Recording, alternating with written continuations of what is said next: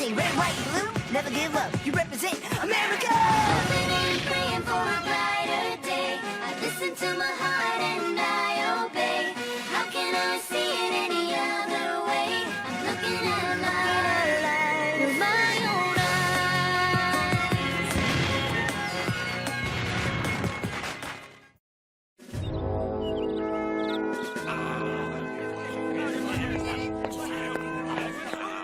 May, 1775.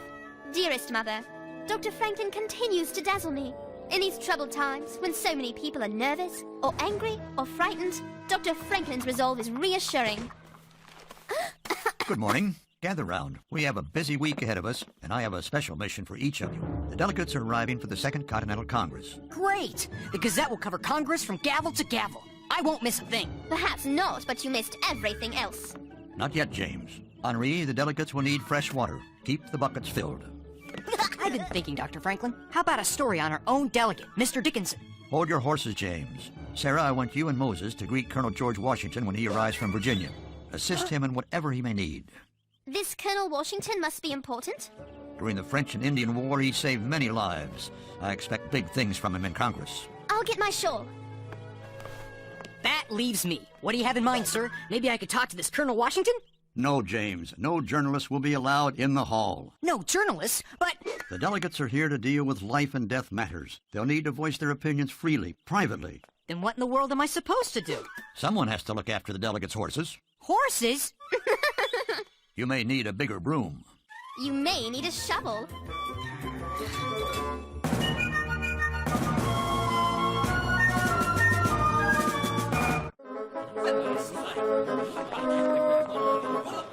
I can't believe my luck. The biggest story in the world is right here in Philadelphia, and I'm stuck babysitting a bunch of dumb horses. Look, that's John Adams. John Adams?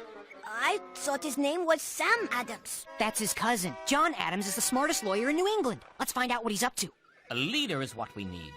What about these? I'm sure Mr. Adams and the others are thirsty after their long journeys. Now get going. Hey! I'm going to nominate Colonel Washington. He's the perfect man to head the new Continental Army. Why not your own Mr. Hancock? I know he has designs on the top job. Impossible. Washington is the only hero we have. The only man the whole country will support. Will New England accept a Virginian? A Southern man is exactly what we need. Otherwise, the revolution will remain New England's war. Excusez-moi! Excuse me. Then, who is this? A French small fry. Henri, go, go! Pardon. Sorry. Hold your horses, lad. James is supposed to hold the horses. I'm the water boy. Come on, Henri. I have to find out what's happening. That bell means Congress is about to start. Oh, but Ben Franklin said no journalists. Am I to understand that you're a journalist, young sir? James Hiller, Pennsylvania Gazette. It's a pleasure to meet a fellow newspaper man. You're a newspaper man, too? Paul Wentworth's the name. I understand your little friend here has a ticket into the hall. Ticket? I've got a bucket into the hall. 2 of them. And I've got a pocket full of coins for every scrap of news you bring out with your empty buckets. Coins? I'm all ears. Wait a second. Dr. Franklin said we can't print anything until after Congress is over. And Dr. Franklin is right. We wouldn't want to do anything to hurt the cause. Exactly. However, James, someday it will be up to newspaper men like us to tell the people what went on. And we can't do that without facts, can we? No, we can't. Facts are everything. If you want to make it in this business, you have to go where the action is. Are you game, James? How many coins are we talking about? Quiet, Henri. This is between a couple of newspaper men. Isn't that right, Paul? That's a fact, James. That's a fact.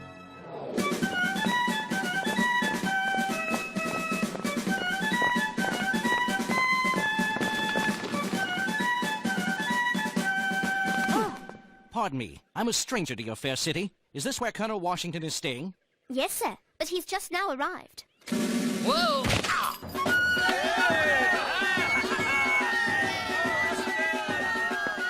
Such poor workmanship on this coach. It's an outrage. Allow me to be of service, Colonel. My name is Moses. Who's your master, Moses? I'm a freed man, sir, in the employ of Dr. Benjamin Franklin. I'll have your coach fixed good as new. Apparently our English cousins have contempt for us. They've turned the colonies into a dumping ground for all the shoddy goods they themselves would not have. Moses will fix it, sir. He's very talented. And who are you, young lady? Sarah Phillips, my lordship. That isn't necessary, Miss Phillips. I'm not a lord. I'm just a citizen like anyone else. I beg your pardon, your lord. Colonel Washington, Dr. Franklin has sent us to assist you. Excellent. I look forward to seeing the good doctor again. Moses, the future is in the hands of men such as yourself, homegrown craftsmen. The job is yours.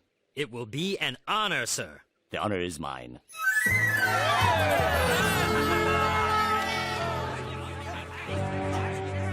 Chair recognizes the delegate from Pennsylvania Colony, Mr. Dickinson. Gentlemen, hear me clearly. There are still those of us who believe in a peaceful resolve to this conflict. We are brothers, England and America. Surely there is another course short of all-out war. The peace died on the greens of Lexington and Concord. It was murdered again at Bunker Hill. There is no peace in the hearts and minds of the countless thousands who have been forced to swallow the vile brew of British tyranny. Mr. Adams, you spit fire well, but the king's guns spit lead. You will lead us down the path to ruin. And you, sir, will lead us down the path to slavery.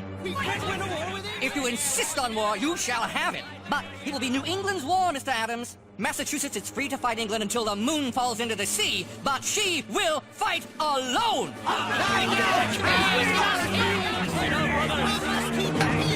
Order, gentlemen, order! The chair recognizes the distinguished gentleman from Philadelphia, Dr. Benjamin Franklin. Friends, I remind you that we lack not in great talkers, but great doers. I find myself in agreement with Mr. Adams. War is upon us, like it or not. Our great comfort is that we honestly and faithfully did everything in our power to prevent it. But war is here, on our doorstep, whether our doorstep be in Boston or Baltimore. Forgive me, my voice grows hoarse. Cold water, Dr. Franklin? Notebook? Pencil, please. Not my pencil, please. I hate to nag you, but I know. Horses.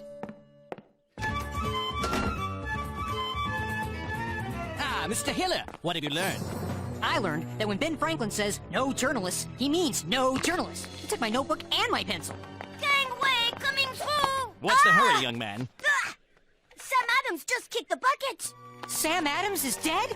Hey! No, he kicked my bucket, spilled water everywhere. Oh, what a mess! I can't believe this. I'm stuck out here while the story of the century is in there. It is a conundrum, isn't it? Conundrum? A problem. Forgive me, you're new to the newspaper game, but don't feel bad. Someday, when you're a real newspaper man, you'll know big words like conundrum. I am too a real newspaper man. Indeed. But do you have the fire in the belly to do whatever it takes to get the story? My belly's on fire. You tell me what facts you want, Mr. Wentworth, and I'll get them. Good. Excellent. Let's start with what they're up to in there. Is Congress going to raise an army? Who will lead the army? The facts, James. We must have the facts. I'm on it. Who, what, why, where, when, and how. Have you got a pencil? Much obliged. Here goes. You'd think a congressman wouldn't be so clumsy. Whoa!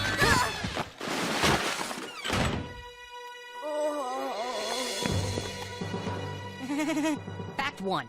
This isn't going to be easy. I must know what's going on in there. Enough of this tomfoolery. We tried it your way, now we do it my way.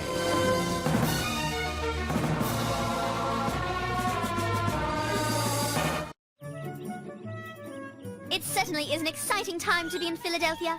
The city is alive with interesting new people. Exciting and dangerous. Mixed among the delegates to the Second Continental Congress are spies. We all have to watch our tongues. Drill, please. Drill, coming right up.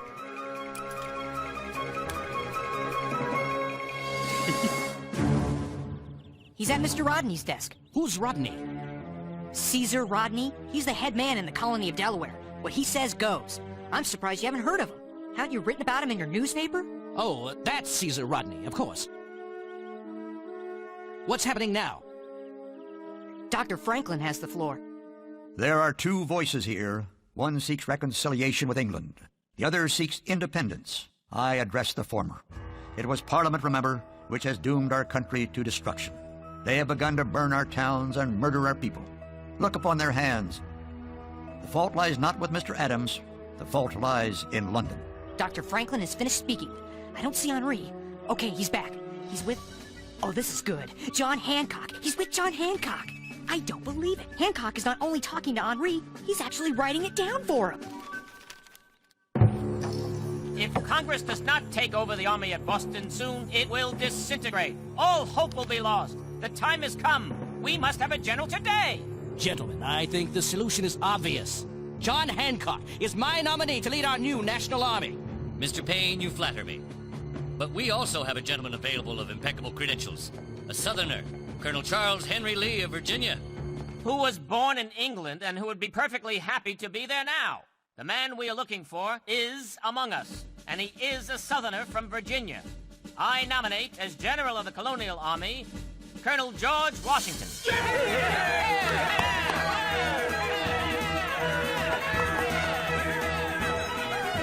I lost Henri. He's so little. He vanished when Colonel Washington stood up to speak. Colonel Washington is speaking? There he is. Look at him go. He must have big news. Henri has news. Come on. Henri? Henri! Excuse me. A boy just ran in here. About this tall?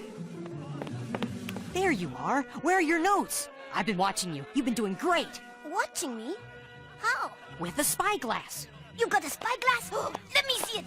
James, wouldn't it be better to discuss this outside? Yes, of course. Come on, Henri.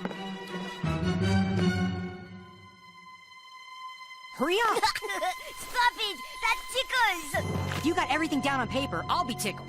What does it say? Is that French? I get coins for this, right? Of course, I'm a man of my word. Okay, voila! Here's what I found out. John Adams wants poultry, pulled poultry. What? Oh, you know, not poultry cut in slices, but pulled from the bone. Sam Adams wants beef, unless it's too well done. Then he wants mutton.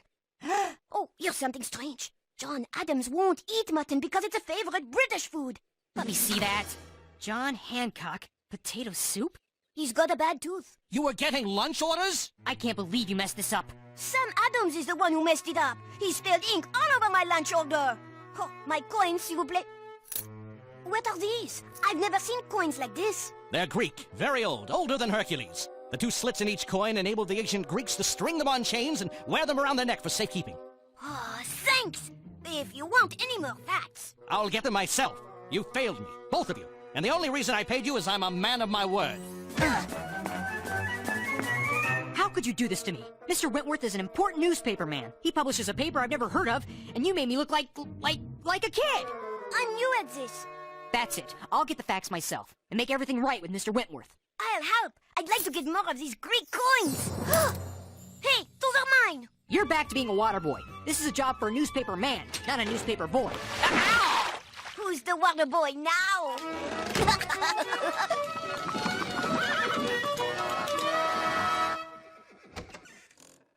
James, what are you doing here? Nothing. This whole day has been a big waste. What are you doing here? Delivering Colonel Washington's coach? Where is Henri? I don't care. What's wrong?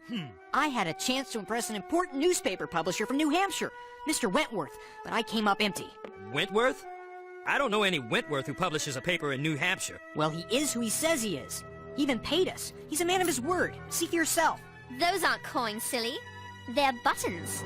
Buttons? I've sewed buttons like those in my father's uniforms.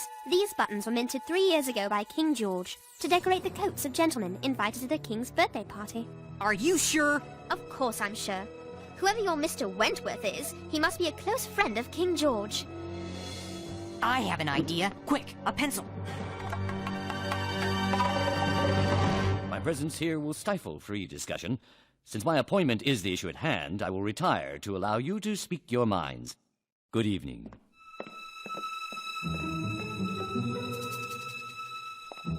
I received your note at my boarding house. You have facts?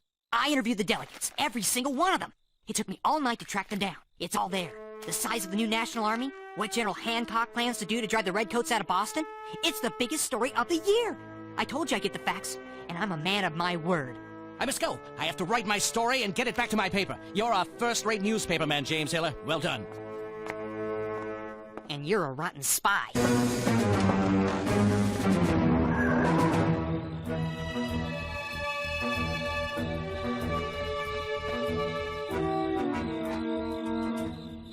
My guess is right. Mr. Wentworth is reporting to someone. The question is, who? Look, a boat! 8 men could fit in this. We need to be careful. Redcoats! I want to get closer. I'll go with you. Henri, take Moses' tool pouch. We'll meet back on the road. Hancock will be the general of the colonial army. John Hancock. The rumor is it's Washington. The rumor is wrong. They put the Washington story out to mislead us. Hancock will lead the rebel army, and his plans call for a march on Rhode Island. You trust your source? A gullible child. He spilled the beans. A stupid boy. Typical colonial. Grand ideas, no schooling, easily duped. Excellent. Let's move out.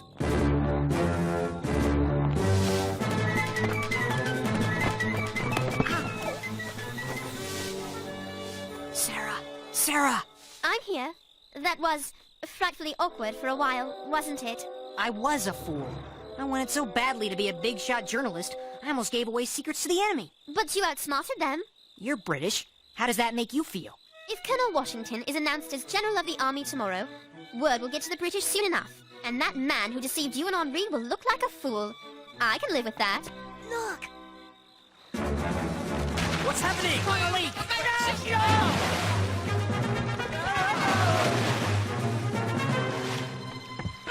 I'm wearing silk garments! My suit will be ruined! Henri! Great job!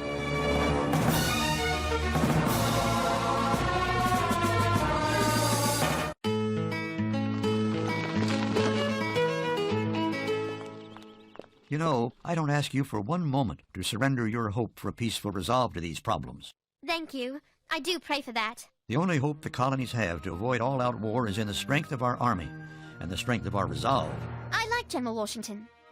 I hope the great men of this Congress work as hard to find peace as General Washington does to prepare the army for war. That will depend on Parliament. You know, Sarah, if things get too uncomfortable, we will find a way to get you back home. Thank you, Dr. Franklin. Come on! You're late! And on the issue of General of the Continental Army, we call upon George Washington. I accept this momentous duty because this Congress desires it. I beg it be remembered by every gentleman in this room that I, this day, declare with utmost sincerity, I do not think myself equal to the command I am honored with. Dear Mother, this is the first time I have felt that I am, in fact, living events which will be remembered by other generations. I remain with a confused heart. I pray for peace, but fear we are heading towards war.